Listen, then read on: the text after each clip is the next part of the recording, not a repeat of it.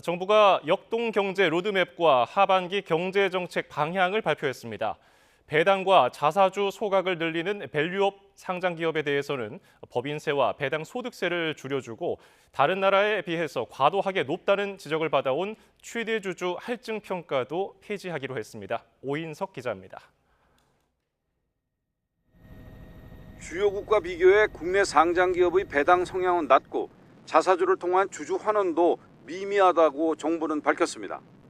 이에 따라 자본시장 선진화를 위해 상장기업 밸류업의 가속화가 필요하다고 판단하고 세제 지원에 나서기로 했습니다.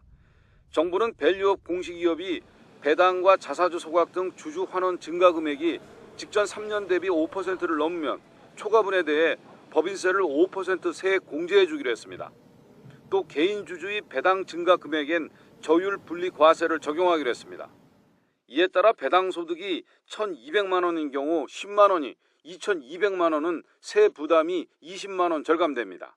3년 한시적으로 적용할 예정인데 법 개정이 필요합니다. OECD 회원국 가운데 유일하게 최대 주주의 20%의 경영권 프리미엄이 적용되는 최대 주주 할증 평가도 폐지됩니다. 국내 상속세 최고 세율은 프랑스와 미국, 핀란드, 이탈리아 등 다른 OECD 국가들과 비교해 가장 높습니다. 또 밸류업 기업의 가업 상속 공제 대상이 중소 중견기업 전체로 확대되고 한도도 1,200억 원으로 2배 늘어납니다. 주주 환원 증가에 대한 법인세 세액 공제와 배당 증가 금액 등에 대한 저율 분리 과세를 추진하고 가업 상속 공제도 확대하겠습니다. 정부는 하반기에 물가와 성장 등 지표 개선에도 불구하고 체감 경기 어려움은 지속될 것으로 전망하면서 취약 부분의 민생 안정에 주력하기로 했습니다.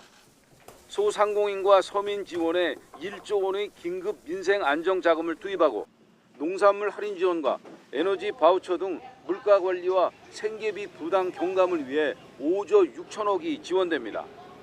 하반기 공공요금은 원가 절감 등을 통해 인상 요인을 최소화하고 2학기 학자금 대출 금리는 동결됩니다. 또 임대료 안정에 기여하는 상생 임대인 제도는 2년 연장됩니다.